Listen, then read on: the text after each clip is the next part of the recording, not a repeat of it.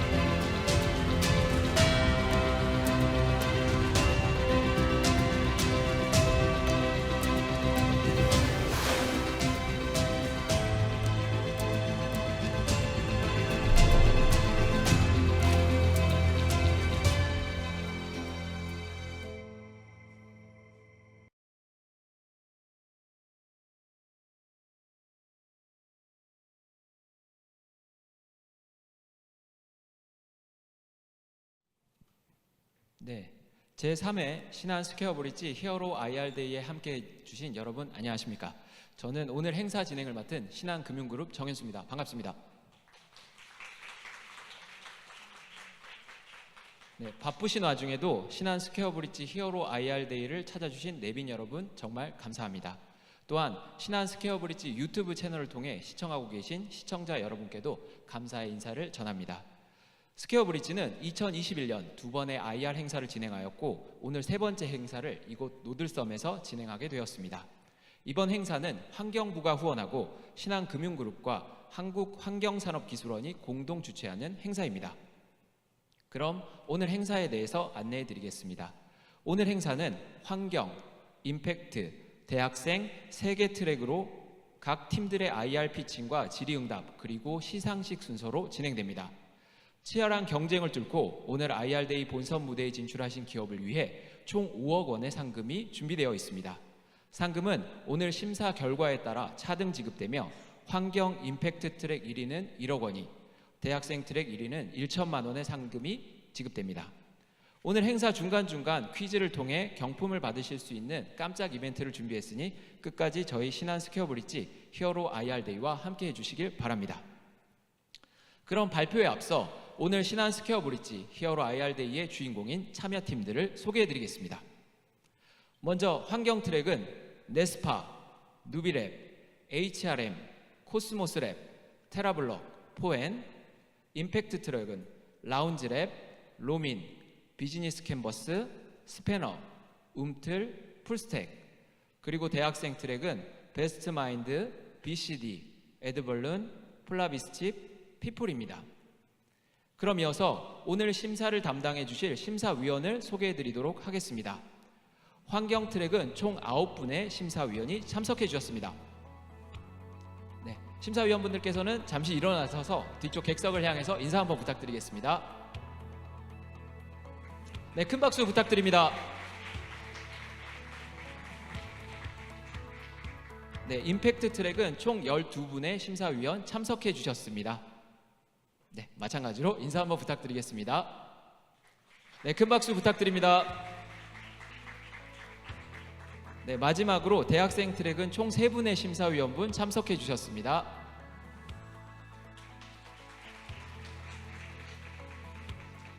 네, 바쁘신 와중에도 참석해 주신 심사위원분들께 다시 한번 감사 인사를 드리고요. 시간 관계상 한 분 한 분 소개해 드리지 못한 점 양해 부탁드립니다. 심사위원 외에도 많은 스타트업 이해 관계자분들께서 참석해 주셨는데요. 다시 한번 신한 스퀘어 브릿지 히어로 IR데이에 참석하시고 자리를 빛내주신 여러분께 진심으로 감사의 인사를 드립니다. 그럼 지금부터 친환경을 추구하는 히어로 스타트업들의 집합, 환경 트랙 IR 피칭을 시작하겠습니다. 5분 발표, 5분 질의응답으로 진행될 예정이며 발표자께서는 앞에 보이는 타이머를 확인하시고 시간 엄수를 부탁드립니다. 환경 트랙 첫 번째 발표는 폐어망 전처리 기술을 통해 재생 소재를 개발 공급하는 네스파의 정택수 대표님입니다. 큰 박수 부탁드립니다.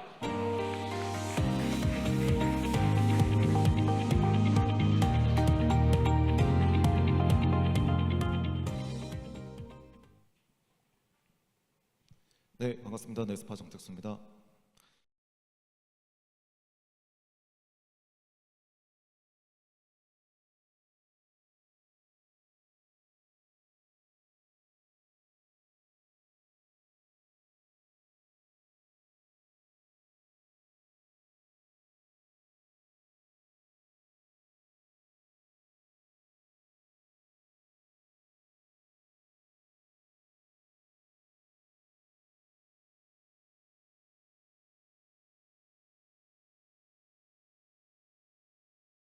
쉽게 만들고 있습니다. 하지만 이 폐어망을 재활용해서 재활용할 수 있다면 얼마나 좋을까요? 하지만 이 폐어망 같은 경우에는 나일론, PP, PE와 같은 복합 소재들이 다양하게 얽혀 있기 때문에 현재까지는 분리할 수 있는 기술이 없어서 고부가 가치를 창출할 수 없었습니다. 하지만 폐어망에서 주 소재인 나일론 같은 경우에는 섬유 시장에서 굉장히 각광받는 소재입니다. 하지만 최근에 친환경 섬유 소재 시장이 굉장히 급속도로 성장을 하면서 이런 친환경 나일론 소재 원료에 대한 니즈가 폭발적으로 증가하고 있고, 나일론 소재 같은 경우에는 섬유뿐만 아니라 자동차나 전자기기 쪽에 활용할 수 있는 엔지니어링 플라스틱 소재 원료로도 공급이 가능합니다. 하지만 최근에 이런 엔지니어링 플라스틱 역시 자동차나 전자기기 쪽에서 이런 재활용 플라스틱을 활용하고자 하는 움직임이 급속도로 성장하고 있습니다. 하지만 실제로 메이커나 브랜드 같은 경우에는 재생 원료를 찾기만 하면 그만입니다. 실제로 발등에 불이 떨어진 곳은 중간 제조 원료를 가공하는 섬유나 석유화학 회사인데요. 국내 나일론을 최대로 생산하는 효성 TLC 같은 경우, 그리고 도레이나, 롯데케미칼, 삼양사 같은 중간 컴파운딩 회사들 같은 경우에는 이런 고객의 수요에 맞춰서 이런 재생 나일론 원료를 찾고 있는 상황입니다. 그래서 네스파는 생각했습니다. 이 폐어망에서 나일론을 기술을 통해서 대량으로 생산하고 그리고 안정적인 품질 공급을 한다라고 하면 이 수요에 맞춘 공급이 가능해진다라는 것입니다. 그래서 네스파 같은 경우에는 우선 폐어망에서 실제로 어떤 폴리머가 존재하는지에 대한 분석을 광학 선별을 통해서 진행을 했고, 실제로 나일론 6와 나일론 더블 6는 그 성분의 차이에 따라 용처가 판이하게 달라지기 때문에 기존에 없었던 광학 선별기 내에서 나일론 6와 나일론 더블 6를 선별할 수 있는 알고리즘을 탑재했습니다. 그리고 폐어망을 전처리하기 위해서는 저희가 파분쇄기를 별도로 신규로 개발을 해야 했습니다. 실제로 섬유 형태로 얽히거나 설켜 있는 이런 폐어망을 기존의 파분쇄기에 투입하게 되면 제대로 가공이 되지 않는 문제점이 있었고, 저희는 그런 문제를 해결해서 연속적으로 가공이 가능하게 하고 나일론 폴리머를 회수할 수 있는 기술을 개발했습니다. 저희는 과거부터 효성 TNC와 오픈 이노베이션을 통해서 저희 파일럿 플랜트에 대한 품질 검증을 완료했고요. 저희 주 생산품인 나일론은 섬유나 엔지니어링 플라스틱 그리고 PPP 같은 이소재 같은 경우에도 열분의 1 원료로 공급이 가능합니다. 저희는 파일럿 단계임에도 불구하고 국내외 다양한 대기업들과 품질 검증과 공급에 대한 논의가 이루어지고 있습니다. 효성 TNC를 더불어서 바스프, 하나컴파운드, 현대엔지니어링 그리고 SK 지오센트릭과 같이 다양한 대기업과 함께 품질 검증이 이미 완료됐거나 혹은 진행 중에 있습니다. 이 폐기물 비즈니스 같은 경우에는 기술과 수요도 중요하지만 얼마나 피드스탁을 안정적으로 확보할 수 있느냐가 큰 관건입니다. 그렇기 때문에 저희 네스파 같은 경우에는 지자체에서 폐어망을 직접적으로 수거할 수 있는 프로젝트를 지자체와 대기업과 연계해서 지속적으로 진행을 하고 있고요. 그리고 인프라를 구축하기 위해서 대기업 CSV, CSR 사업과 함께 저희가 폐어망을 지파하고 수거 운반할 수 있는 생태계까지 확장하고 만들어내 나가고 있습니다. 현재 저희는 부산에서 이 실제로 폐어망을 양산 플랜트로 설치를 하고 있습니다. 저희가 7월 말까지 설치를 완료해서 실질적인 공급에 들어갈 예정입니다. 이렇게 저희는 올해 하반기부터 양산 플랜트를 가동해서 연간 30억의 매출을 목표로 하고 있고요. 이후에는 저희가 플레이크 상태에서 컴파운딩 그리고 규모의 확장을 통해서 8억의 매출을 달성하고자 하고 있습니다. 네스파이 팀은 이러한 해양 폐기물 문제를 완벽하게 해결할 수 있는 폴리머 전문가와 환경 전문가로 구성이 되어 있어서 이 문제를 실효성 있게 해결해 나가고 있습니다. 여태껏 해양 폐기물 같은 경우에는 재활용 기술과 재활용의 수요가 없었기 때문에 지속적으로 선순환 구조가 만들어지지 못하고 있었습니다. 하지만 네스파로 하여금 이 해양 폐기물의 지속 가능한 바다를 만들어 나가는데 일조하도록 하겠습니다. 네, 지금까지 지속 가능한 지구를 꿈꾸는 히어로 네스파였습니다. 발표를 마치겠습니다. 감사합니다.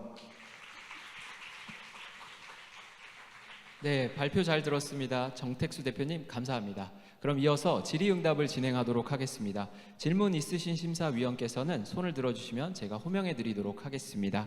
네, 이탕님 팀장님 마이크 켜주시고 질문 한번 부탁드리겠습니다. 예, 대표님 말씀 잘 들었습니다. 그 중간에 이 폐어망 스탁 자체를 확보하는 게 중요하다고 말씀을 하셨잖아요.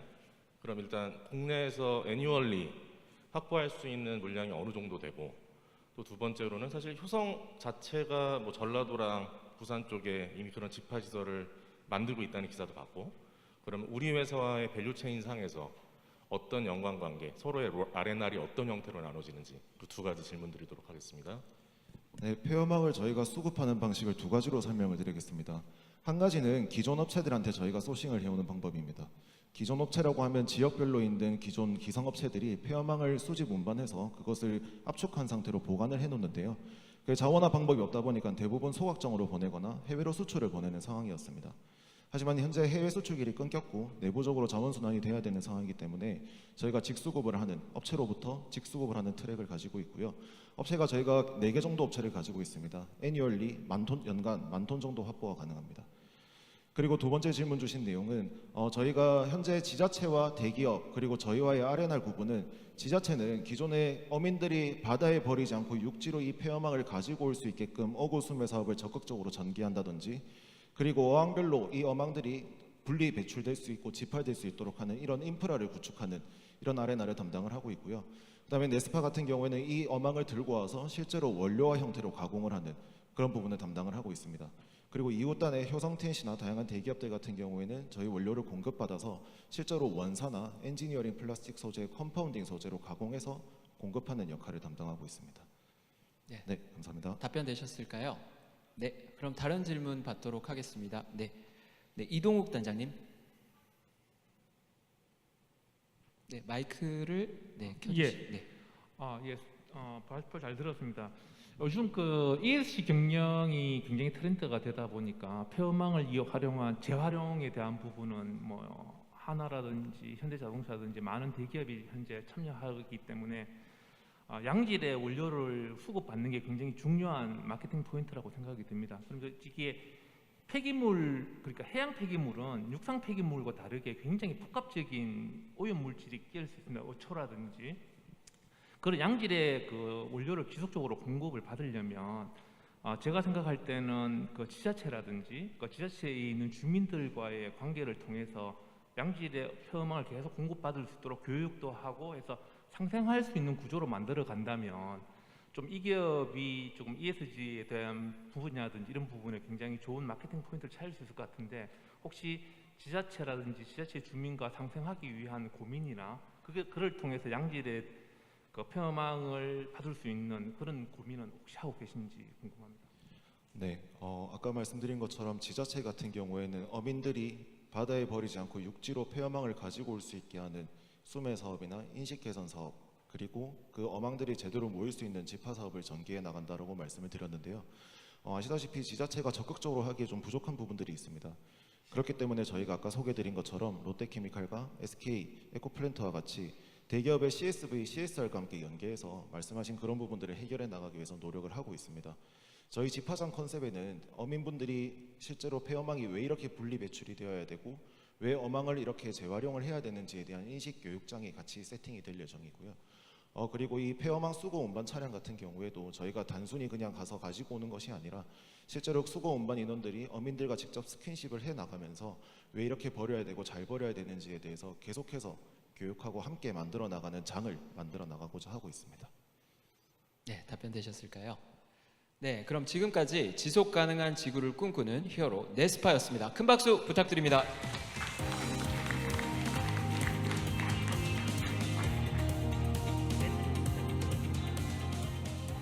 네, 환경 트랙 두 번째 발표입니다. 음식의 양과 종류를 1초 내에 측정하는 스캐너를 활용하여 음식물 쓰레기 감축 솔루션을 제공하는 누비랩의 김대훈 대표님입니다. 큰 박수 부탁드립니다.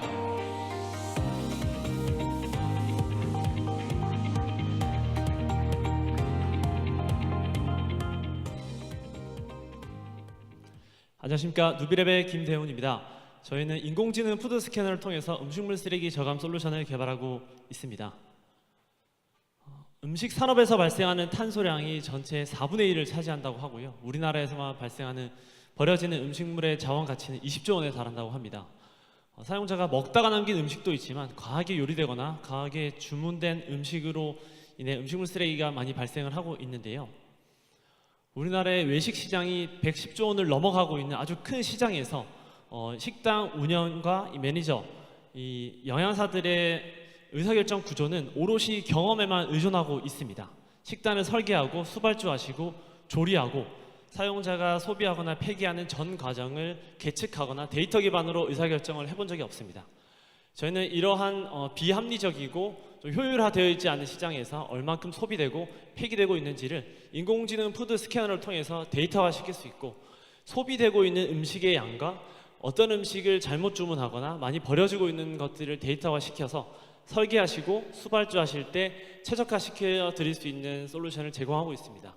이를 통해서 음식의 질을 향상시킬 수 있을 뿐만 아니라 버려지는 식자재비를 낭비해서 운영비를 절감시킬 수 있고 또 환경에도 이로운 솔루션을 제공해 드리고 있습니다.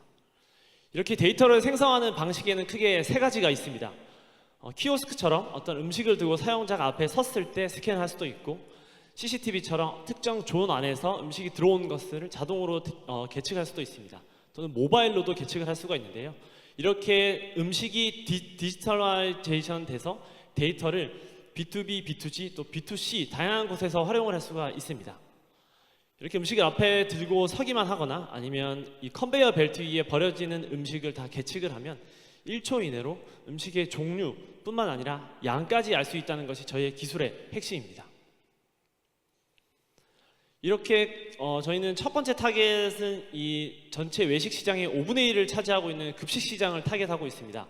급식소는 메뉴가 한정되어 있고 사용자가 좀 제한되어 있기 때문에 저희 솔루션을 빠르게 도입해서 가장 큰 효과를 낼 수 있는 시장이라고 저희가 생각을 해서 타겟팅을 하고 있고, 현재까지 저희가 70곳 이상에 도입을 해서 6,000톤 이상의 음식물 쓰레기를 절감시켰고, 그 가치는 무려 소나무를 200만 그루 이상 심은 효과를 저희가 수치화시키고 있습니다.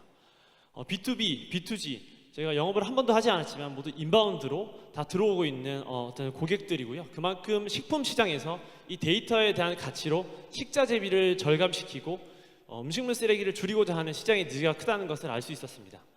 특히 최근에는 시애틀에 있는 마이크로소프트 본사에서도 저희 시스템을 도입하는 것을 확정해서 글로벌하게 나가기 위한 발판을 마련하고 있습니다.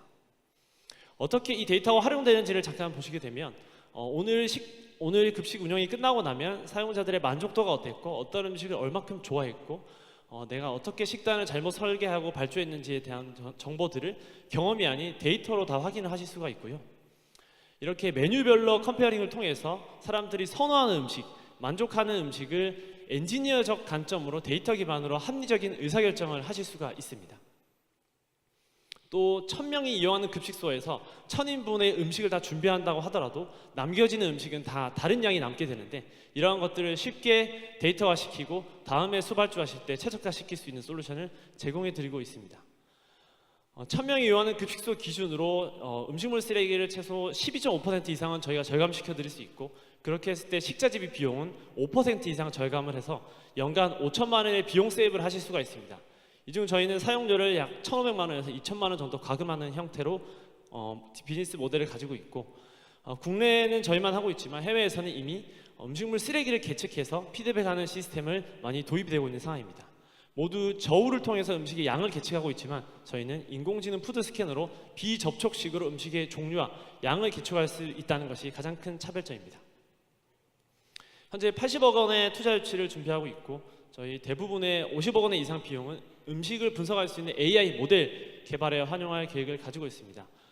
저희는 현재 3D를 통해서 음식의 양을 계측하고 있지만 2D 기반으로 음식의 종류와 양을 계측할 수 있다면 음식이 소비되고 제조되고 폐기되는 다양한 곳에서 활용할 수 있는 아주 식품 산업의 활용도가 아주 높다고 생각을 하고 있고, 또 식습관 관련된 헬스케어까지 진출할 수 있다고 생각을 하고 있습니다.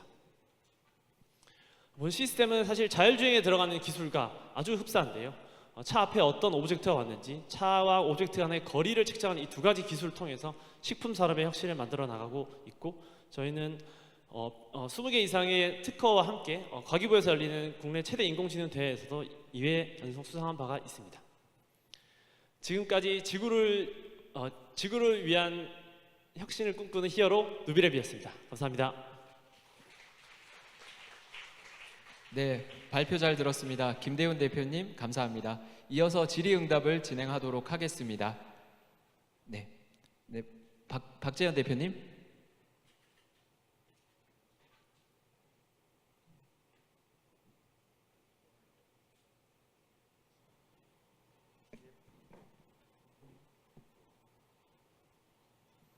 예, 발표 잘 들었습니다. 재밌게 잘 들었습니다.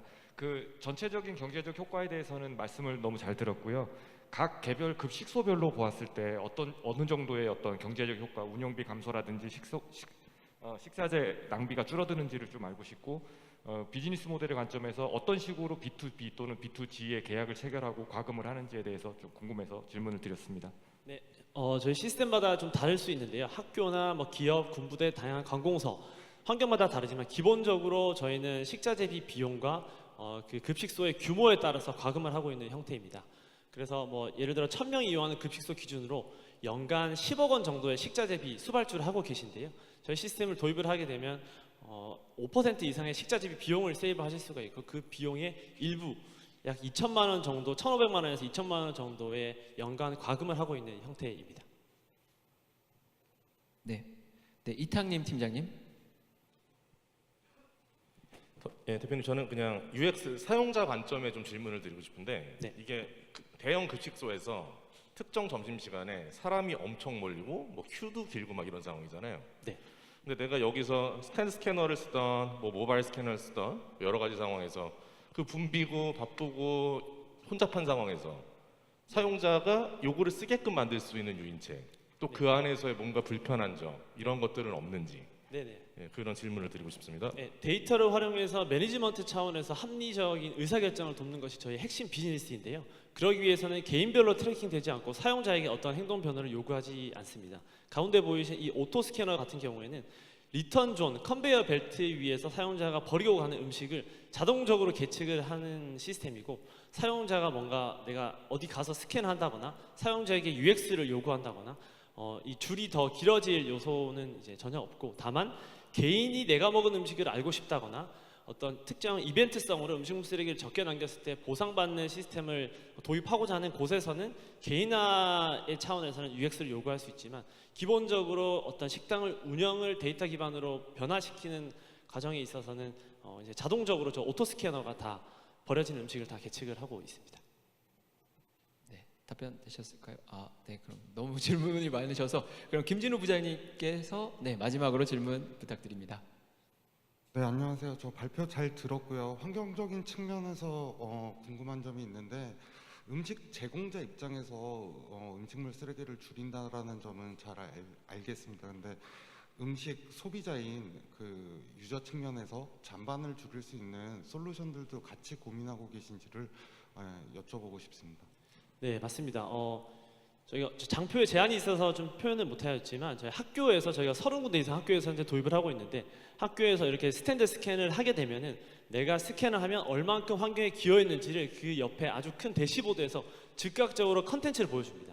초등학교 같은 경우는 뭐 예를 들어 숲에서 내가 기여를 할 때마다 숲이 더 울창하게 된다던가, 해양 바다에서 생물들이 더 활성하게 된다던가, 이런 것들을 숫자적으로 컨텐츠로 표현해서 식습관 교육과 환경에 대한 교육 차원에서의 같이 저희가 교육청과 함께 만들어 나가고 있는데, 그런 부분들도 당연히 사용자들에게 자연스럽게 좀 환경에 대한 중요성과 행동에 대한 의식 개선을 할 수 있게끔 제공하고 있습니다.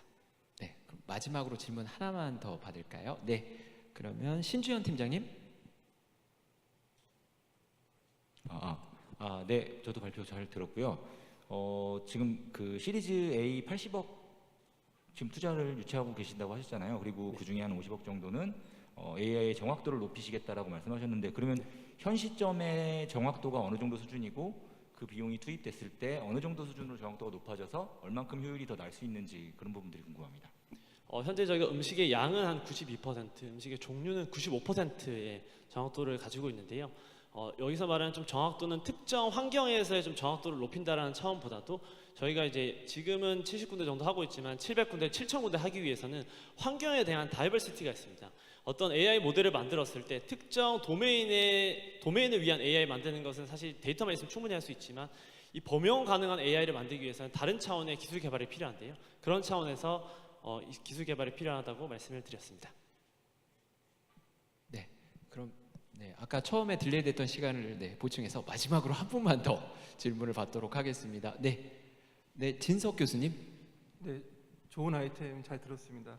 네, 궁금한 거는 이제 앞으로 이제 시장을 진출할 때 보면 B2C 쪽으로 해서 시장 진출하신다고 했고, 현재 이제 인바운드 쪽으로 많이 들어온다고 했는데, 그럼 앞으로 B2C를 대비해서 아웃바운드를 하려고 그럴 때는 어떤 방식으로 좀 이렇게 시장을 확대해서 나가실지 한번 여쭤보고 싶습니다. 네, 아직까지 저희가 B2C를 타겟으로 해서 환경적으로 BM을 만드는 건 쉽지 않다고 생각하라고요, 현 시점에서는. 그래서 저희는 현재 영유아 시장, 어머니들이 내 아이가 유치원이나 어린이집에서 실제 먹은 음식을 너무나 알고 싶어하는 그 니즈를 파악했고, 저희 시스템을 도입을 해서 아이들의 건강 관리와 성장에 관련해서 뉴트리션 베이스의 솔루션을 도입하는 것으로 지금 B2C 준비를 하고 있고, 또 이제 좀 더 나아가서는 모바일 기반으로 내 식습관을 관리해서 시니어나 아니면 만성질환 환자들에게까지 헬스케어 관점으로 좀 접근할 BM을 가지고 있습니다. 네, 지금까지 지속 가능한 지구를 꿈꾸는 히어로 HRM이었습니다. 죄송합니다. 네, 누비랩이었습니다. 네, 누비랩이었습니다. 큰 박수 부탁드립니다. 네, 감사합니다.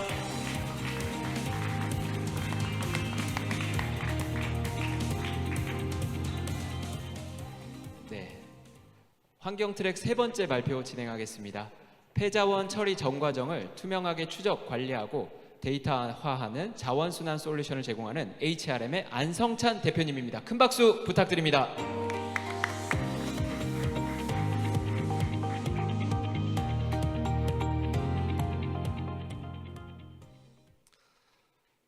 안녕하세요. 반갑습니다. HRM의 대표이사 안성찬입니다. 여러분들께서는 지금 배출되고 있는 쓰레기, 어떤 경로를 통해서 어떻게 이것이 완제품이 되는지 잘 알고 계신가요? 아마 생소하실 텐데요. 저희 HRM 폐자원 처리 전 과정을 투명하게 추적 관리하고 데이터화하는 자원 솔루션을 확보하고 있습니다. 저희 HRM은 세 가지 사업부가 있습니다. 순환자원 유통 전문 기업입니다. 저희들은 쓰레기를 통화해서 수익을 내고 있는 기업입니다. 어떠한 제품들이 어떻게 해서 재활용이 되는지 잘 알고 있는 전문가 집단입니다. 더해서 저희는 IT 솔루션을 확보를 하고 있습니다. 또 나아가서는 저희는 클로즈 룹 스마트 팩토리를 구현을 하였습니다. 직접 수집하고 선별하고 현장을 운영을 하고 있습니다. 지금 어떻게 우리 환경이 돌아가고 있는지 잠시 말씀드리면 친환경 시대가 아닌 필환경 시대입니다. 2025년 수도권 매립 종료가 선포가 되었는데요. 매립지가 더 이상 매립할 데가 없기 때문입니다. 그렇다면 국제 동향은 어떻게 들어가고 있느냐?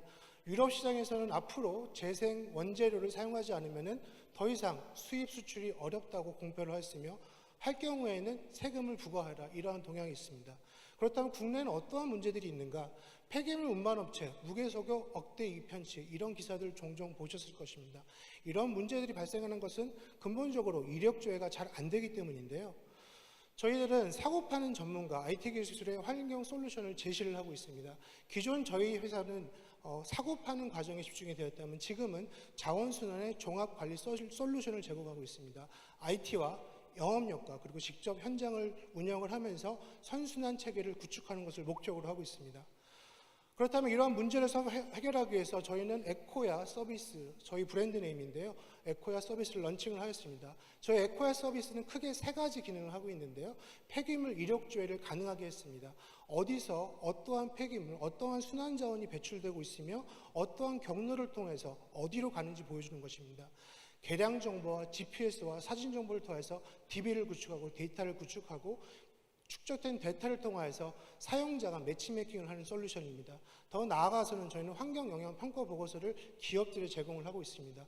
기업들은 제출된 환경영향평가 보고서를 통해서 어떠한 재활용품들이 어떻게 활용이 되고 있고 어떠한 탄소 저감을 하고 있는지 보여줄 수 있게 되었습니다. 저희들은 보시는 바와 같이 경기도 화성, 파주, 경주, 청주의 현재 쉽게 설명을 드리면 고물상을 운영을 하고 있습니다. 경기도 파주에서는 저희들이 직접 수거된 재활용품들을 재가공해서 재상 합성수지를 생산하고 있고요. PE, PP, 스티로폼을 재활용하고 있습니다. 경상북도 경주와 청주에서는 지금까지는 보지 못했던 수집, 수거, 세척, 그리고 분쇄, 더 나아가서는 남은 잔재물을 SRF로 활용하는 시설을 확보하고 운영하고 있습니다. 폐기물 시장은 계속해서 성장하고 있습니다. 여러분 알고 계신 것처럼 인류가 멸망하기 전까지는 쓰레기는 계속해서 배출될 것입니다. 그럼 무슨 얘기냐? 누군가는 치워야 된다는 것이죠. 자원순환 규모가 약 156조라고 통계가 잡혀 있습니다. 앞으로 계속 성장할 것이고요. 저희 HRM이 직접 관련이 있는 순환자원 시장은 약 100조로 추정이 되고 있습니다.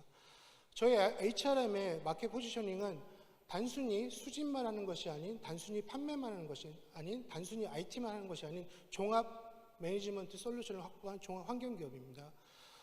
저희들은 지금까지 하면서 다양한 거래처를 확보를 하였으며 다양한 중견기업, 대기업들과 POC와 오픈 이노베이션을 하고 있습니다. 기업뿐만 아니라 금융기관, 현재 두 금융기관과 함께 협력을 하여서 금융기관의 고객사들과 함께 협업을 하고 있습니다.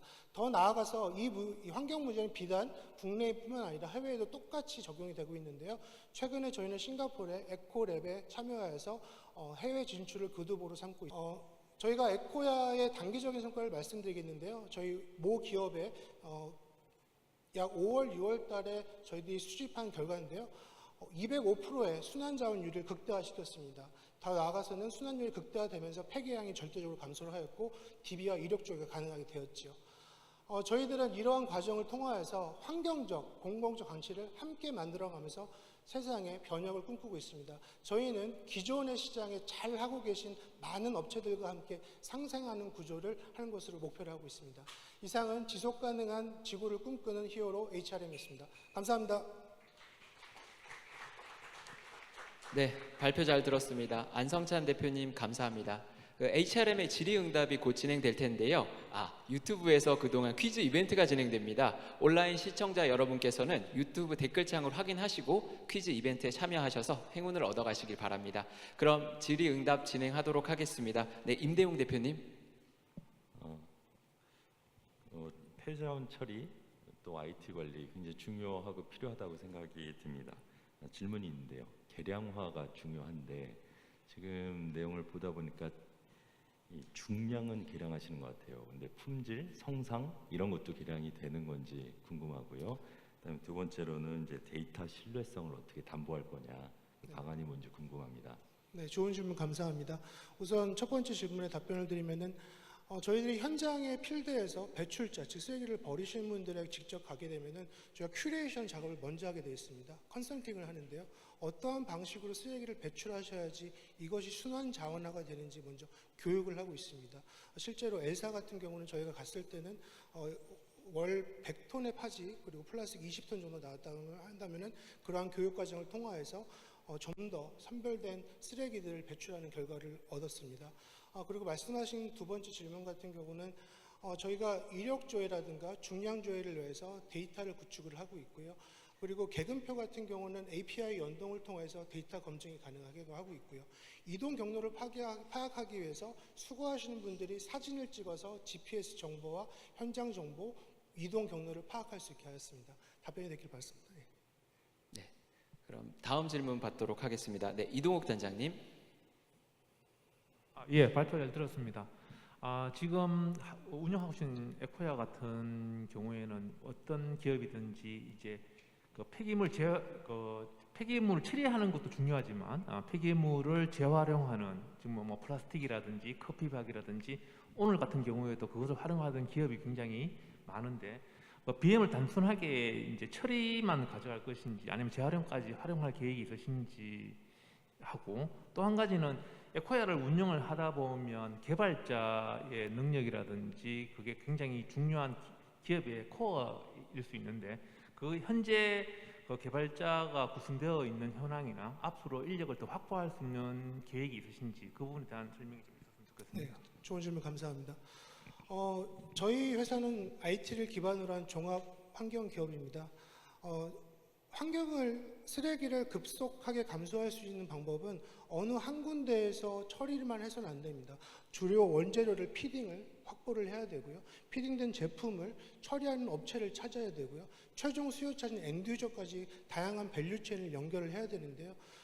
우리 질문하신 부분처럼 단순히 처리만 하는 것이 아니라 저희는 직접 재가공, 재생산까지 하고 있으며 이런 밸류체인을 연결하는 유통력, 영업력을 확보를 하고 있습니다.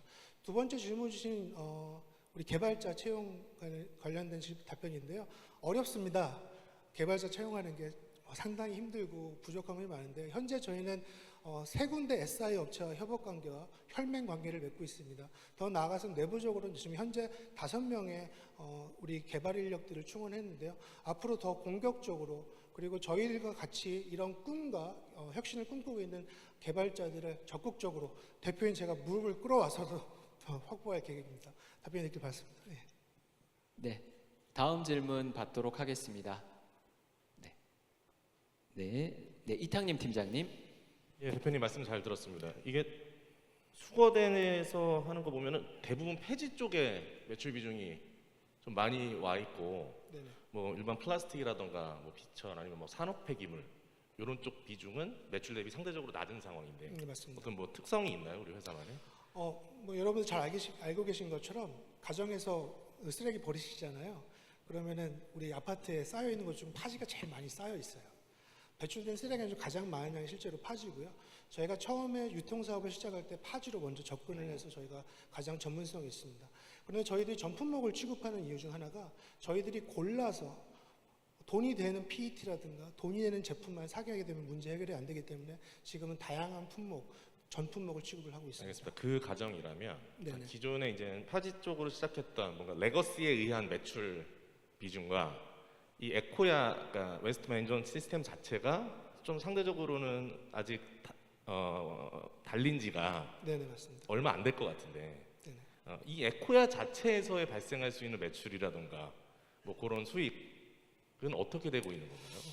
저희가 에코야 서비스 런칭을 지난 5월 달에 했습니다. 얼마 안 됐군요. 네, 예. 5월 달에 런칭을 했고 여러분들 강줄기가 바다라고 가기 전에 묶어야 되는 것은 강이겠죠.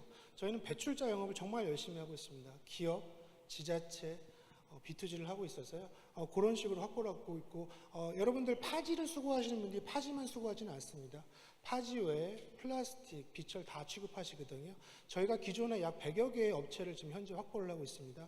다양한 이미 확보된 저희 거래처들, 엔드유저를 통해서 질문 주신 부분에서 어느 정도 문제 해결이 될 것으로 예상이 되고 있습니다. 감사합니다. 네, 지금까지 지속 가능한 지구를 꿈꾸는 히어로 HRM이었습니다. 큰 박수 부탁드리겠습니다.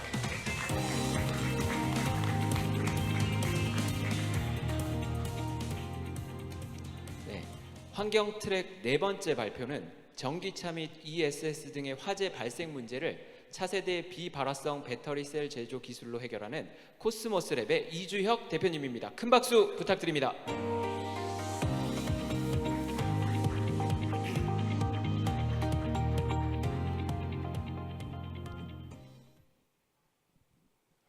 네, 안녕하십니까.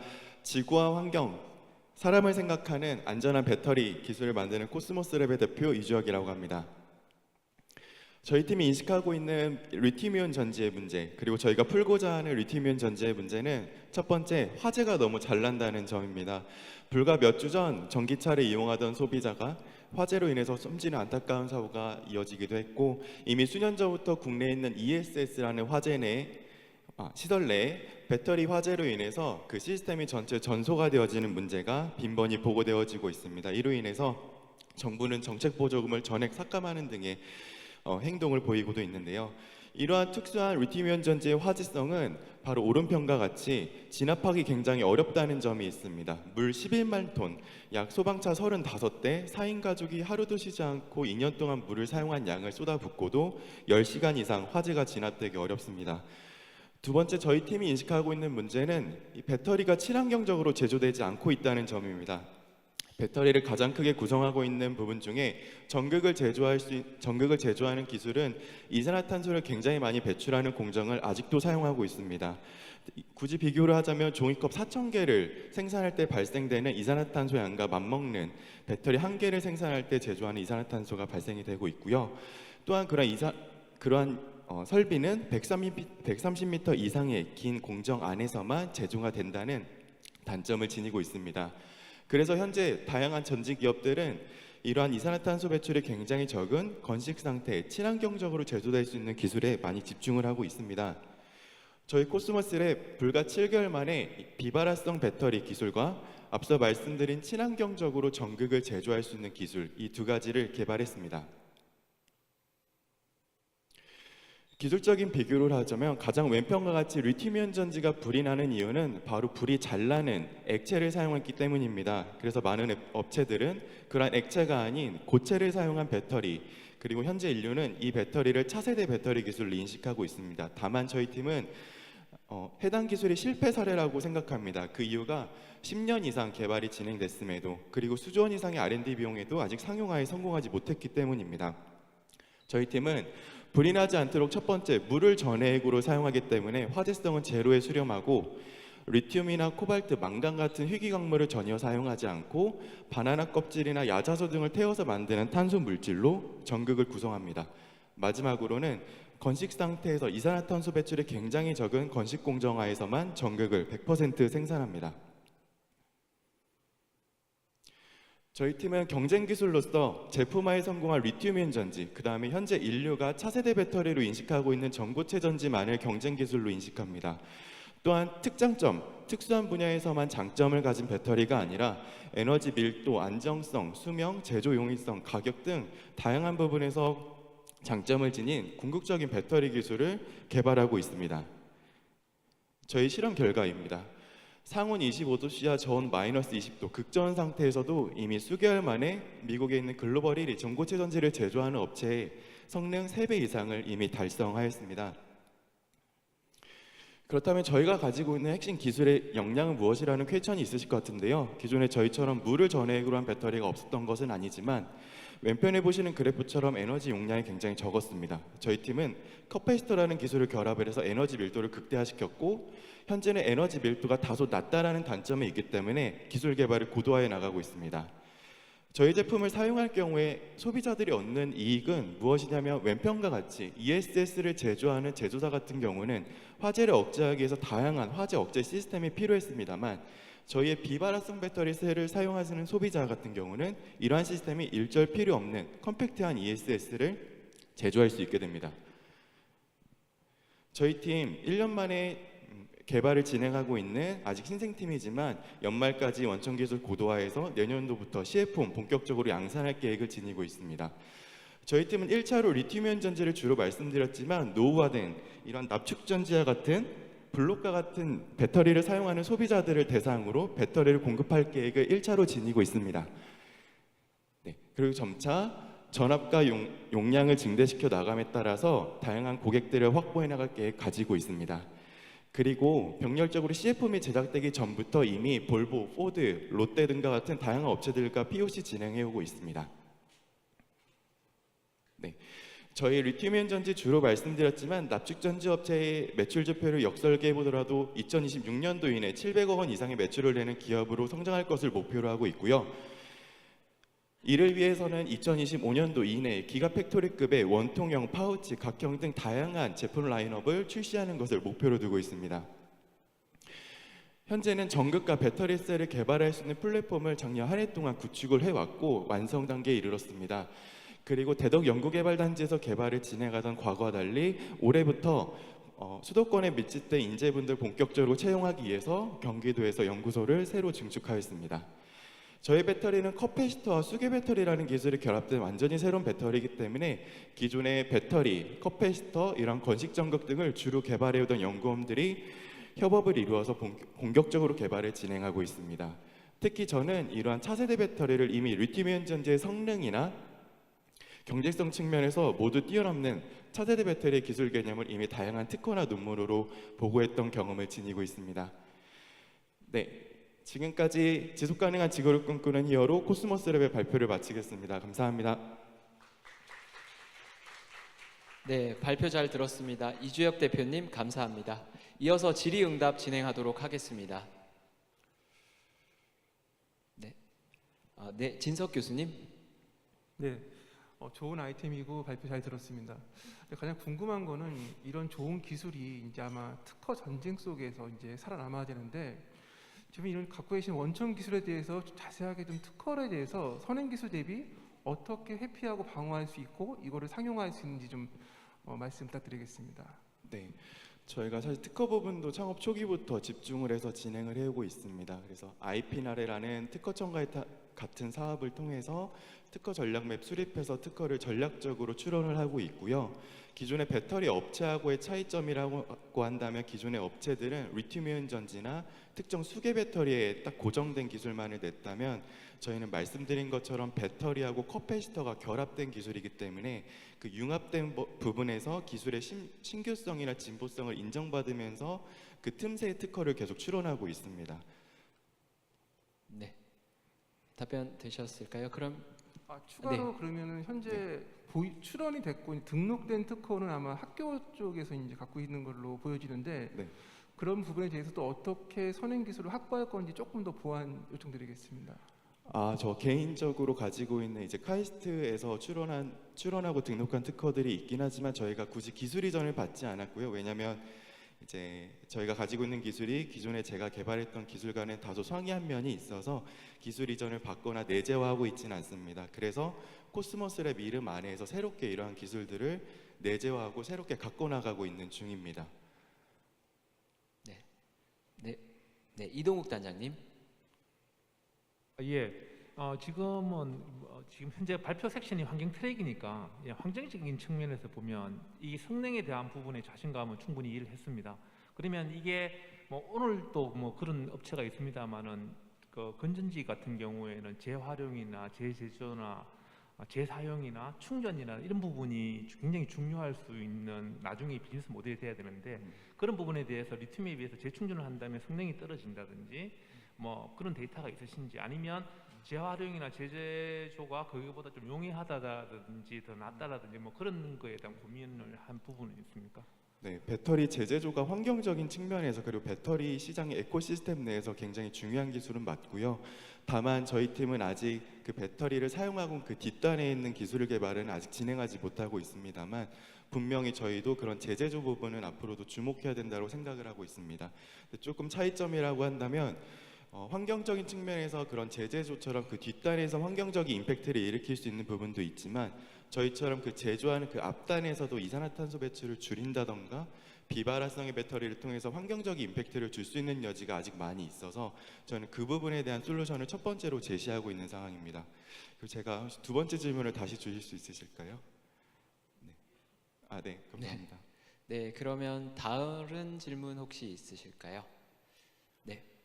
네, 이탕님 팀장님. 네, 뭐 상용화 관점에서 어느 정도 시간은 많이 걸리겠지만 이게 실제 상용화된다면 프라이싱 자체가 중요한 거잖아요. 그러니까 기존 리튬이온 전지라던가 이런 거 대비 우리 기술을 썼을 때 뭐 성능 자체라던가 뭐 안정성 자체는 워낙 높다고 말씀을 하셨으니까 그러면 비용 관점, 뭐 제조 비용이라던가 납품, 요런 납품가 이런 관점에서는 어떤 이점이 좀 있을까요? 네. 두 가지 측면이 있을 것 같습니다. 기존의 배터리가 사실은 굉장히 비싼데요. 그 이유는 두 가지로 볼 수가 있습니다. 첫 번째로는 원료적인 측면만 보면 리튬이나 코발트, 망간으로 불리우는 다양한 물질들이 해외 수입에 의존하거나 채취되는 과정에서 굉장히 값이 비싸고 이런 문제가 있는 반면에 저희 팀은 원료적인 측면에서만 살펴보면 그런 광물 전혀 쓰지 않고요. 앞서 말씀드린 것처럼 동남아나 중국 등에서 굉장히 풍부하게 생산되는 폐목재나 야자수 껍질 등을 태워서 만드는 활성탄이라는 것을 원료로 씁니다. 두 번째로는 제조하는 공정상에서 케이펙스나 제조비가 굉장히 많이 들었기 때문인데 앞서 말씀드린 것처럼 그 부분에서 가장 큰 캐파를 차지하던 건 사실 전극을 제조하는 공정이었습니다. 저희 팀은 그 공정을 사실 그래서 첫 번째로 주목을 해서 혁신을 이뤄나가고 있고요. 저희 팀이 하고 있는 그 건식 전극이라는 기술을 사용할 경우에 어떤 용매나 그런 용매를 건조시키기 위한 케이펙스가 따로 필요하지 않기 때문에 제품단에서도 가격이 이제 절감될 수 있는 부분이 굉장히 많습니다. 정량적으로는 리튬이온 배터리 한 개를 제조하는데 지금 5년 이내 $100 이하를 내다보고 있지만 저희 팀 현재 $50에서 $60 선에서 제조가 가능합니다. 네, 답변 되셨을까요? 네, 그럼 지금까지 지속 가능한 지구를 꿈꾸는 히어로 코스모스 랩이었습니다. 큰 박수 부탁드립니다. 감사합니다.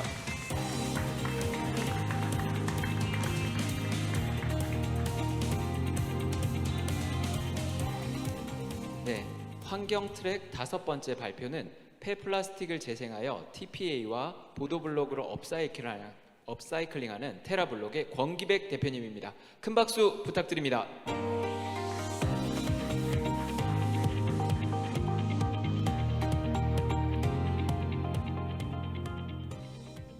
네, 안녕하십니까. 테라블록 권기백입니다.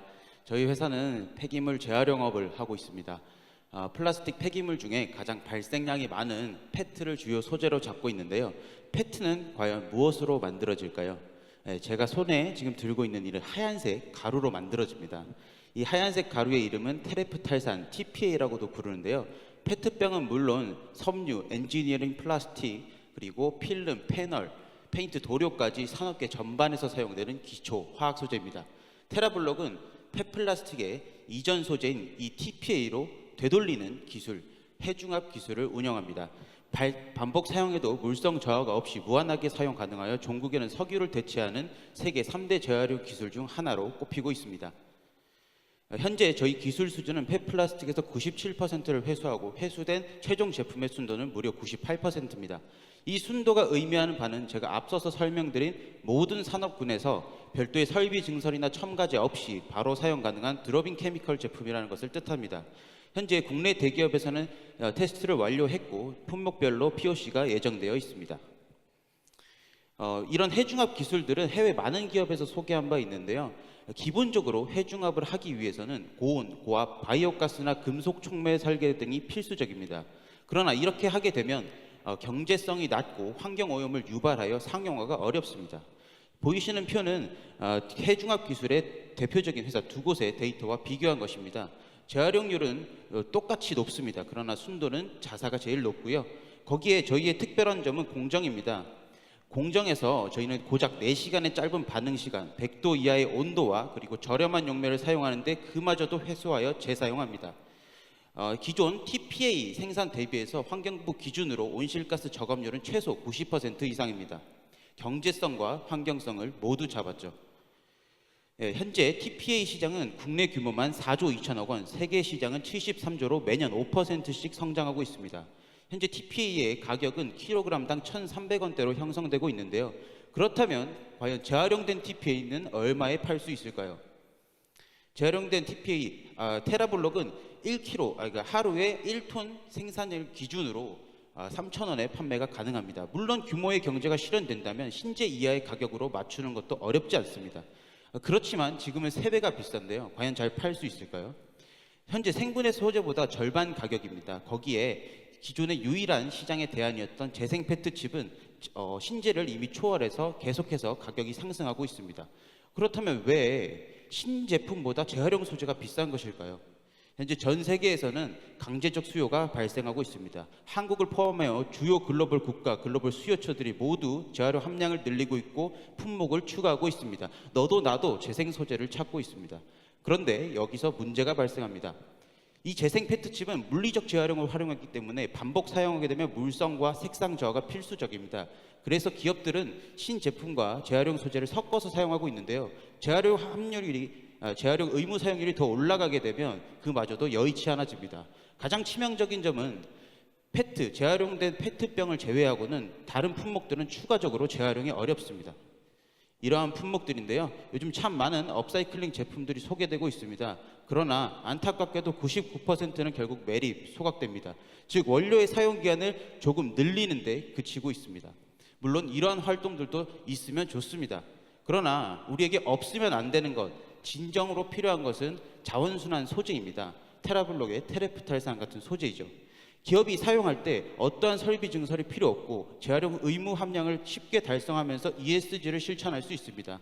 식량으로 플라스틱을 만들지 않아도 되고 정부는 탄소 중립을 실현할 수 있습니다. 테라블록은 현재 파일럿을 거쳐 양산 공장이 완공이 되었고 설비를 구축하고 있습니다. 여기까지 오는데 11개월 걸렸습니다. 빠르면 빠르고 좀 느리다면 느릴 수 있겠지만 테라블록의 비전과 목표는 하루라도 빨리 인류가 만들어낸 가장 편리한 물질인 이 플라스틱의 무한한 사용을 환경오염 없이 허락하는 것입니다. 지금까지 테라블록 권기백이었습니다. 감사합니다. 네, 발표 잘 들었습니다. 권기백 대표님 감사합니다. 이어서 질의응답 진행하도록 하겠습니다. 네. 저희가 그 마지막 멘트를 네네. 못해가지고 네, 대표님. 지속 가능한 지구를 꿈꾸는 히어로 IR 테라블록 권기백이었습니다. 감사합니다. 네. 꼭 부탁하셔가지고 죄송합니다. 네, 이동욱 단장님. 예, 설명 잘 들었습니다. 지금 그 테라블록에서 하는 비즈니스 모델 자체가 재생 TPA를 만드는 거나 보도 블록을 업사이클링 하는 거 맞으시죠? 네, 맞습니다. 근데 오늘 내용에 보도 블록과 관련된 내용이 전혀 없이 재생 TPA를 설명하셔서 혹시 보도 블록에 대한 내용도 좀 설명을 해 주실 수 있으신가요? 네, 저희가 보도 블록이랑 두 가지를 운영하는데요. 현재는 저희 기술로 보도 블록은 서브 제품이고요. 보도 블록은 이렇게 재활용 업체들도 폐기물 처리 비용을 발생합니다. 특히 안 팔리는 일회용 커피컵이나 저급해 플라스틱을 매립 소각 비용을 주면서 버리고 있는데요. 저희는 이런 비용을 좀 저감하기 위해서 보도 블록을 생산하고 있고요. 투수 보도 블록이고 성능도 가격도 굉장히 좋지만 저희 주력이 화학이기 때문에 오늘은 화학 위주로 설명을 드렸습니다. 네, 단장님. 그러면 TPA나 보도 블록 같은 경우에는 비즈니스 모델이 워낙 틀리고 수요처가 굉장히 이원화될 것 같은데 아까 보니까 지금 현재 근무하는 인력이 4명이신 것 같은데 네, 맞습니다. 그러면 그게 어떻게 이게 그 사업체를 운영하거나 뭐 하고 있는지가 궁금하네요. 네, 저희는 정규직 4인과 그리고 사회이사 1인 그리고 기술자문 3인으로 구성이 되어 있는데요. 현재 저희 보도블럭은 저 친구들은 저걸 어떻게 팔지라고 걱정을 많이 하실 텐데 이미 메이저 건설사들의 내년 물량까지 계약이 다 끝난 상황이고요. 저희는 어떠한 영업 활동도 하지 않았습니다. 물론 저희가 앞으로도 그렇게 할 것은 아니지만 대량으로 조달이 이루어진다면 저희가 건설 분야에 추가 인력을 채용해서 해결해 나갈 예정입니다. 네. 네, 박재현 대표님. 예, 발표 잘 들었습니다.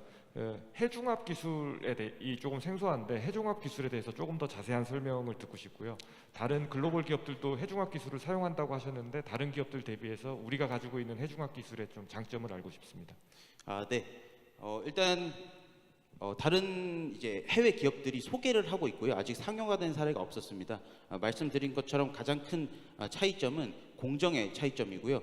저희는 기존의 해중합 기술들이 고온, 고압, 그리고 바이오가스나 금속 촉매를 사용하는데 저희는 환경적인 그런 것들을 사용하는 게 가장 다르다라고 설명드릴 수 있습니다. 그리고 해중합이라는 것은요, 보통 플라스틱 물질을 만들 때 중합이라는 단어를 씁니다. 그러니까 두 가지 물질이 합쳐지는 것이고 이것을 깨는 게 해중합입니다. 네, 혹시 답변이 되셨을까요? 네, 이탕님 팀장님. 여기서 조금만 더 디테일하게 질문 드리고 싶은데, 그러니까 기존 고온과 목회, 그래서 환경적인 그런 것들을 쓴다는 표현을 했는데, 그게 뭐예요? 환경적인가요? 아까 그 기존에 있는 고온고압 이런 글로벌리 이런 해중합 기술 대비해서 환경적인 무언가들을 쓴다라는 표현을 하셔서 그러니까 그 디테일이 뭔지가 궁금한 겁니다. 네, 저희는 일단 에너지 사용량이 굉장히 적습니다. 온도를 100도 이상으로 올리지 않기 때문에 그런 에너지 사용량 측에서 가장 크게 차이점이 나고요. 그리고 용매를 회수해서 재사용할 수 있기 때문에 폐기물 분야에서도 보다 환경적이라고 설명드릴 수 있습니다. 그러니까 온도 자체를 낮출 수 있고 이런 것들이 어떤 뭐 다른 촉매제를 활용하는 건지 어떤 맞습니다. 촉매 기술이고요. 촉매 기술 때문에 저희는 에너지를 많이 쓰지 않아도 되고. 촉매 기술 자체가 우리의 코어인 겁니까? 네, 맞습니다. 이거 자체로 특허를 제가 넣으시고 하시는 거예요? 네, 맞습니다. 네. 오케이. 지금 뭐 등록된 상태? 네, 맞습니다. 알겠습니다. 감사합니다. 저희 기술에 대해서 조금 설명드려도 될까요? 그게 중요하시죠. 네. 저희 기술은 한국화학연구원에서 원천 기술을 이전받아 왔고요. 그리고 그 연구진이 지금 내부에 함께하고 있고 그 기술 이전 받은 연구진도 저희 추가 기술을 계속해서 개발하고 있는 상태입니다. 그래서 저희는 안팎으로 같이 진행을 하고 있고 저희가 가장 초점으로 맞추는 부분은 상용화입니다. 네. 그래서 장치로 넘어갔을 때 이렇게 랩 스케일에서 파일럿 설비에서 했던 것들을 그대로 옮겨가기 위한 노력을 중점적으로 하고 있습니다. 네, 답변 되셨을까요? 네, 그럼 지금까지 지속 가능한 지구를 꿈꾸는 히어로 테라블럭이었습니다. 큰 박수 부탁드립니다. 감사합니다.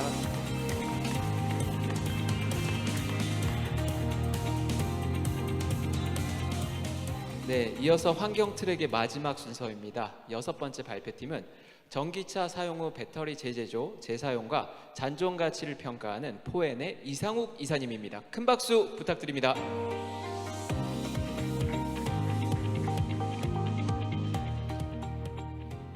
안녕하세요. 포엔 CSO 이상욱입니다. 저희는 현대차 사내벤처로 시작한 팀입니다. 저희 사명은 포지티브 에너지의 약자로 포엔입니다. 저희는 자원 재순환의 가치를 제공합니다. 왼쪽 사진은 5년 전 현대차 인근의 폐차장 사진입니다. 저희 동료들이 친환경차라고 믿고 있는 전기차의 마지막 모습까지 친환경인가에 대한 많은 의문이 있었습니다.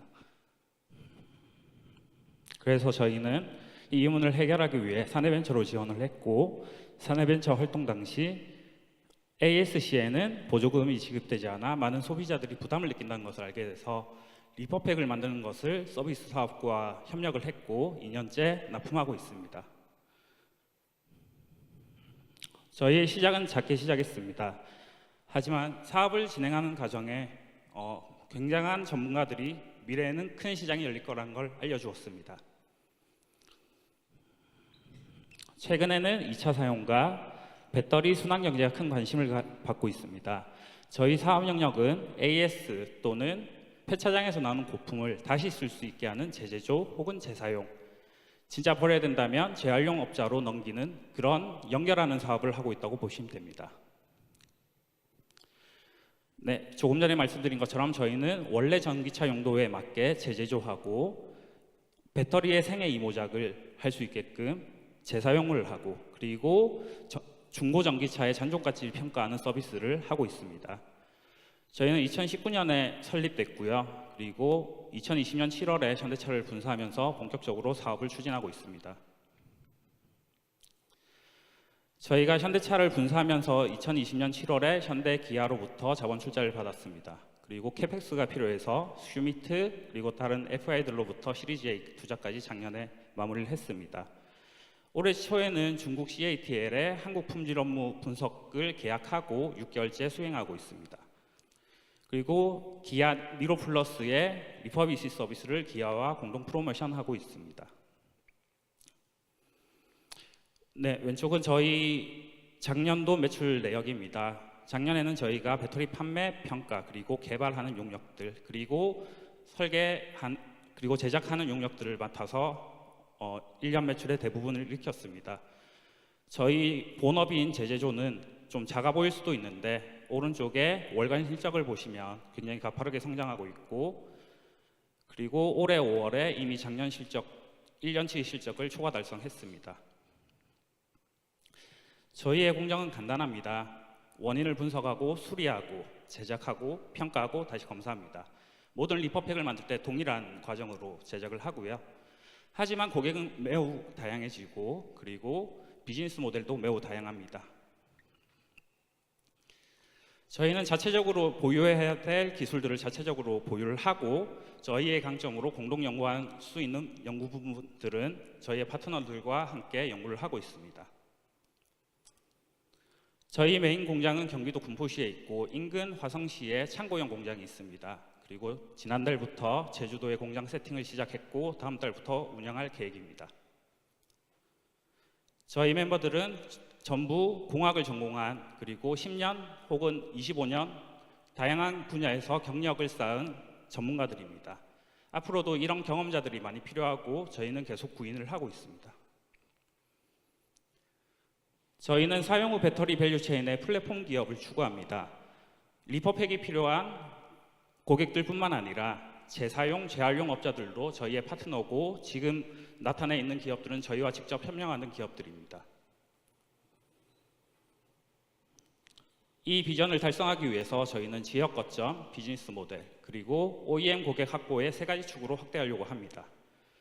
이를 통해 저희가 지금의 대기업의 끈끈한 협력사에서 앞으로는 산업의 플랫폼 기업으로 성장하고 싶습니다. 이 과정에서 많은 것들이 필요합니다. 밑에 잠시 적어두었습니다. 저희의 단기적인 이정표입니다. 향후 5년 동안은 이런 것들을 준비하겠다는 아이디어이고요. 그리고 이것들을 수행하기 위해서 필요한 인력과 자금 자원들 기입해 두었습니다. 혹자들은 전기차 시장이 2040년 혹은 50년에 달성돼서 매우 느리게 산업이 발생한다고 합니다. 하지만 140년 된 자동차 산업에서 20년 만에 새로운 산업이 열린다면 작은 기업이지만 저희 같은 회사들도 열심히 하면 큰 기회를 잡을 수 있다고 생각합니다. 지금까지 지속 가능한 지구를 꿈꾸는 긍정에너지 포엔이었습니다. 감사합니다. 네, 발표 잘 들었습니다. 이상호 기사님 감사합니다.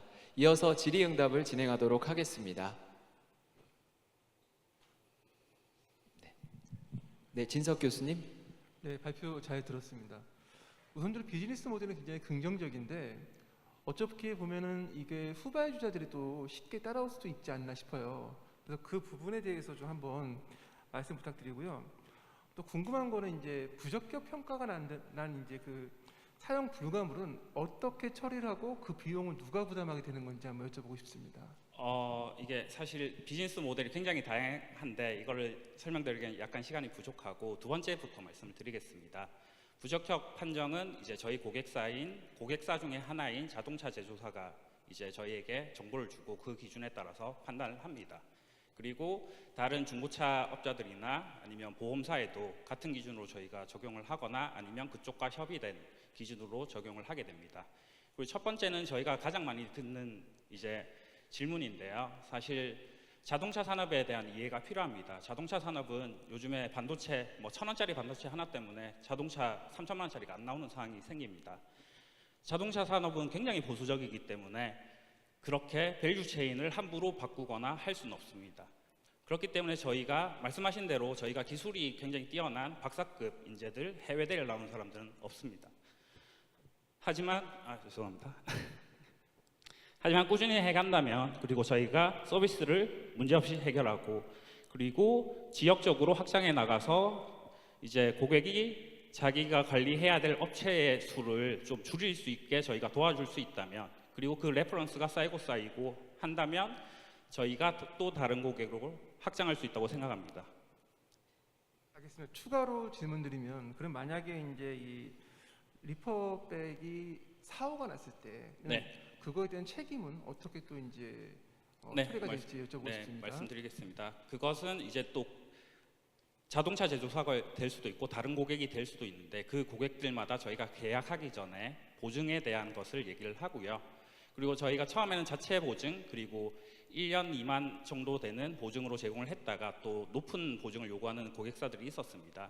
그렇게 됐을 때는 저희가 5년, 10년 되는 보증도 제공할 수 있었지만, 또 저희가 작은 회사이기 때문에 의구점도 있었어서, 그래서 저희가 재보험사를 구해서, 보험사가 저희의 고객이기도 하고 저희가 보험사의 고객이기도 하고, 그렇게 상생하는 밸류체인을 만들어가고 있습니다. 네, 혹시 다른 질문 있으실까요? 네, 이탕님 팀장님.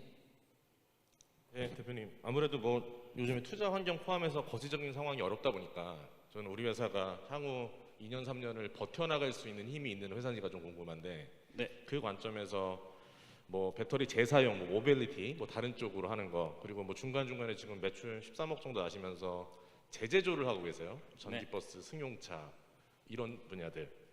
이쪽에서 매출액이 어느 정도 성장해 나갈 수 있을지, 어떤 가능성이 지금 있는지 그 부분에 대한 좀 설명을 부탁드리겠습니다. 이거를 쉽게 얘기하기는 어렵고, 그냥 세츄레이션 된 시장에서 말씀을 드리면, 사실 저도 공학을 전공했지만 고장 안 나는 제품은 없습니다. 그러니까 140년 된 자동차도 1% 미만, 0. 몇 프로 단위로 고장이 나거든요. 그렇게 됐을 때 0.5%다, 아니면 1%로 잡을게요. 계산하기 쉽게 1%다. 한국에 100만 대 이상 팔리거든요. 140만 대 정도 1년에 신차가 팔리는데, 그 중에 1%가 고장이 났다. 그랬을 때 저희가 받을 수 있는 금액이 있고, 그렇게 계산하면 한 100억대 수준이 됩니다. 하지만 한국에서 보증 수리를 했을 때 그 정도 금액이 나올 거고요.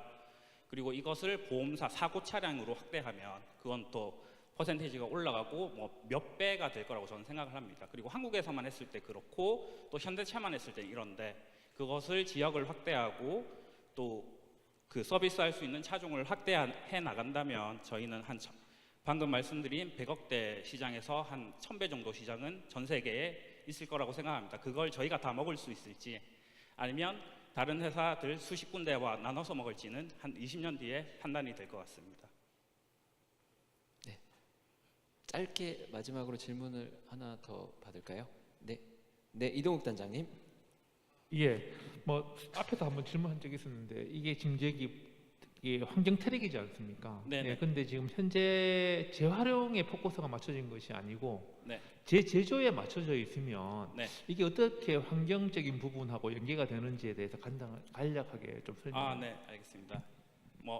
간단하게 말씀드리면, 사실 생산하는 단계, 그리고 재활용하는 단계, 가공하는 단계에서 아까도 그 전 회사에서 발표를 했지만, 모든 과정에서 이산화탄소가 발생하고 어떤 오염 물질들이 발생하게 됩니다.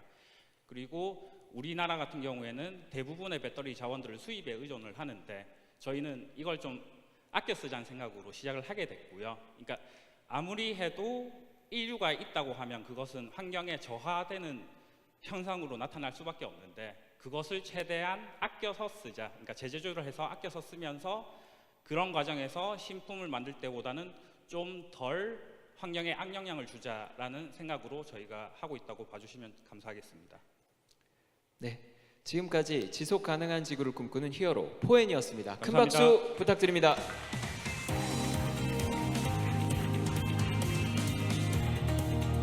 네, 이것으로 지속 가능한 지구를 꿈꾸는 히어로 환경 트랙의 팀 발표를 모두 마쳤습니다. 10분간의 휴식 시간을 갖고 신앙과 함께하는 임팩트 트랙 팀들의 발표를 이어나가도록 하겠습니다. 환경 트랙 심사위원분들께서는 작성하신 심사표를 지참하셔서 진행 요원의 안내에 따라 이동해 주시기 바랍니다. 휴식 시간 동안 온라인 퀴즈 이벤트가 진행됩니다. 유튜브 댓글창을 확인하시고 퀴즈 이벤트에 참여 부탁드립니다. 행사장 뒤편에는 친환경 종이 재질로 제작된 참여 스타트업의 소개 부스가 설치되어 있습니다. 또한 1층 로비에는 포토월이, 2층에는 케이터링 존이 준비되어 있으니 많은 이용 부탁드립니다. 본 행사는 친환경 컨셉에 맞게 음료는 다회용 용기로 제공됩니다. 조금 불편하시겠지만 모든 용기는 사용하신 후 반납을 부탁드립니다. 그리고 행사장 내부에는 뚜껑이 있는 음료를 제외하고는 반입 및 취식이 불가함을 미리 양해 부탁드립니다. 그럼 잠시 후에 다시 뵙겠습니다. 감사합니다.